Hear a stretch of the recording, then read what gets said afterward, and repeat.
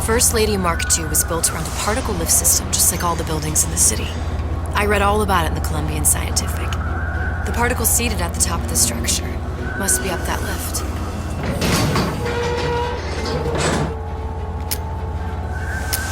Perfect.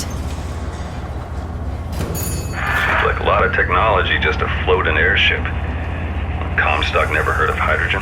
The First Lady Mark I did run on hydrogen, and it was destroyed by a single bullet from a Vox sniper. Unfortunately, the Prophet wasn't on board at the time.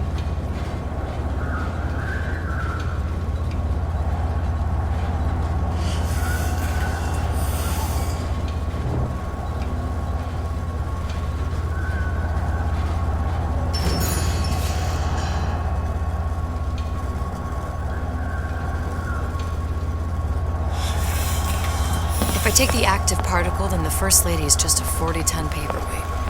Best to take the spare. Here we go. Now let's head back through that tear. You honestly expect Atlas to honor his side of the deal? No, but we'll cross that bridge when we come to it. How you plan on handling Atlas? He ain't just some spliced-up maniac. He'll make a mistake.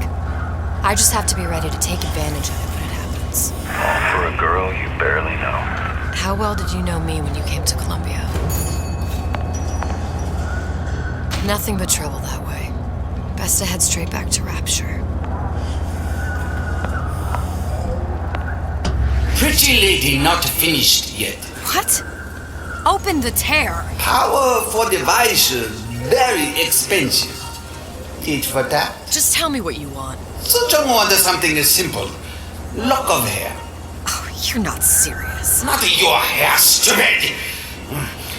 Think has a cigarette light. Mothballed, forgotten. In there, hair sample. In jar. Cannot miss it. You get for suture. Then everybody friends. Where's his lab? Closed off, past Fink's quarters. You smart lady, you find. Should have seen that one coming.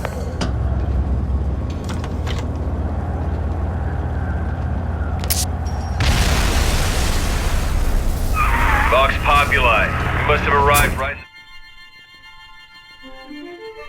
Press to generate a bullet-snatching shield that places ammo into your gun. Middle of the siege. That means the other you and I are probably inside the factory. On our way up to the First Lady. And what happens if we run into ourselves?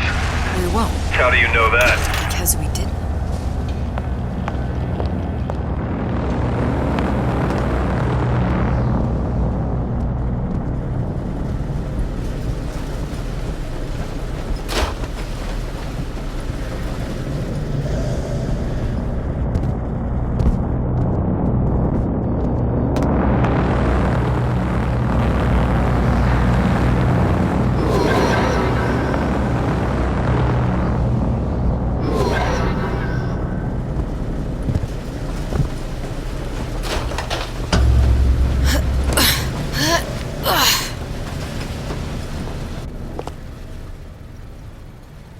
Taken your counsel, and you done me good service, but I will not hurt the boy.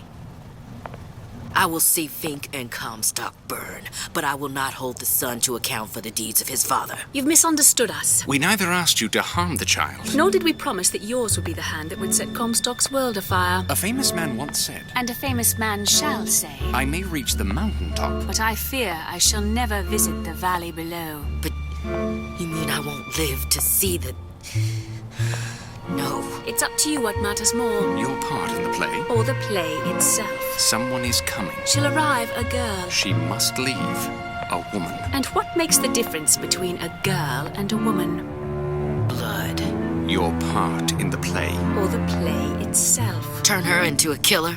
How? Give the girl no choice. And she will be forced to make one.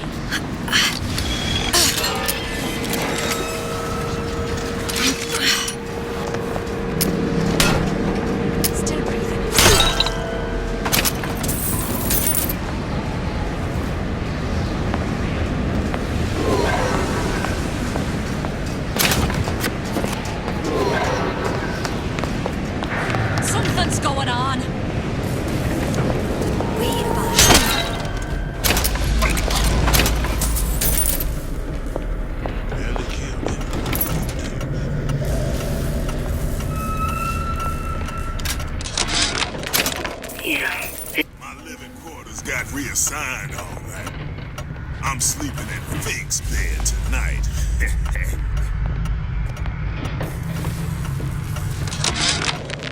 Yeah, there's a war coming. You can smell it in the air. Fear, hatred, people dying every day. But how many more will suffer if we rise up? Violence begets violence, I know this. I've seen this. The rational mind argues for a peaceful solution to find a common ground, but what common ground is there to find for a father who watches his child bleed out in the street? How'd he deny him his vengeance? I know that fire that burns deep inside. I know it all too well. And when the time comes, will I be able to stay the hand? Think.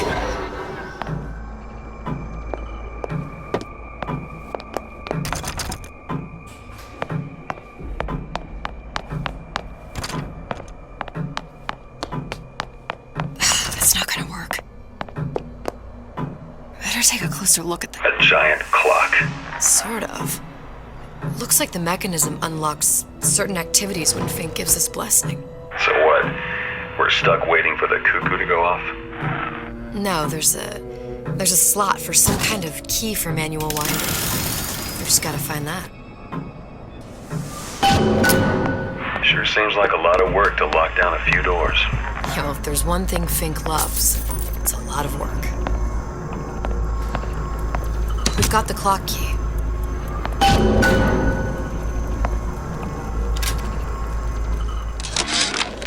Our current state of being, or lack thereof, has left my brother unfulfilled. The biological urge to leave one's mark is strong, and it is not an impossibility. We could instantiate ourselves back in Columbia, return to an old life for the possibility of creating new. But we died in that world. Returning would mean giving up part of us. Ourselves. We'd become flesh and all that it is heir to. The mysteries of the universe would become once again mysteries.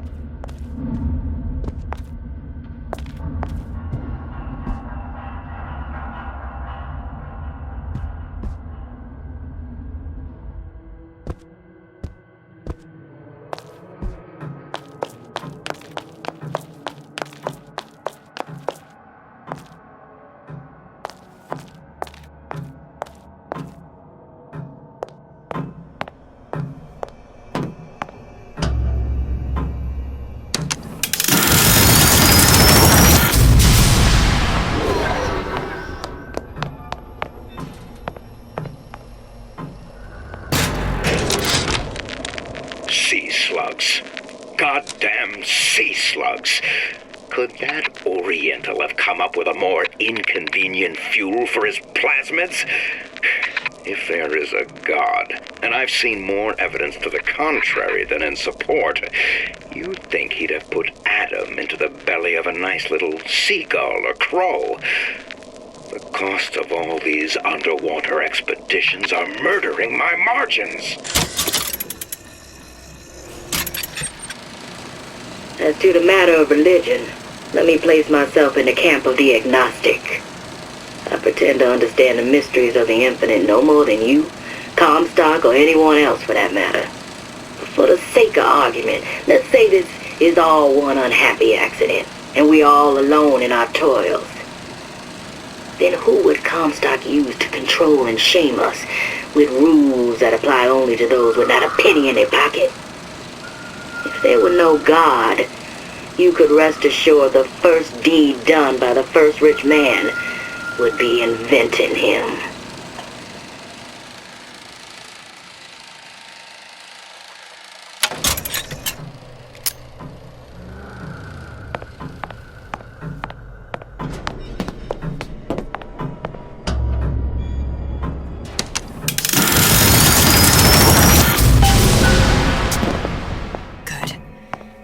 that idiot his lock of hair.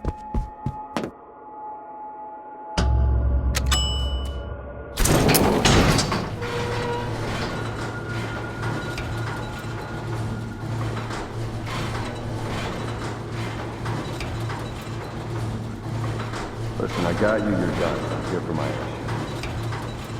But my Booker DeWitt died for the Vox Populi. You either an imposter or a ghost. My Booker DeWitt was a hero to the cause, a story to tell your children. You just complicate the narrative. Booker, you there? I miss you. You were the only one who ever... You were my only friend. Booker. I'm not even here. I'm a projection of your own. Could you humor me then? Please. I think Booker would miss you.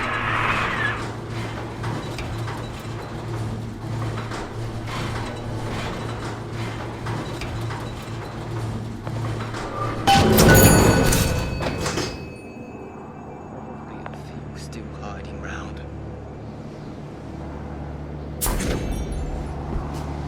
We fight together for the cause.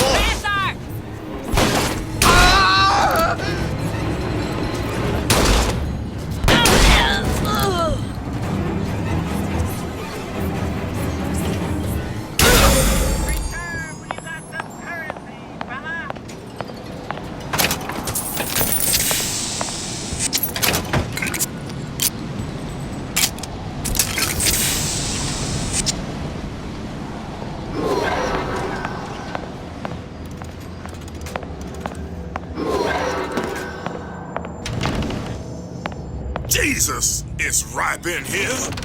Say, somebody, fetch me a millionaire to clean this mess up.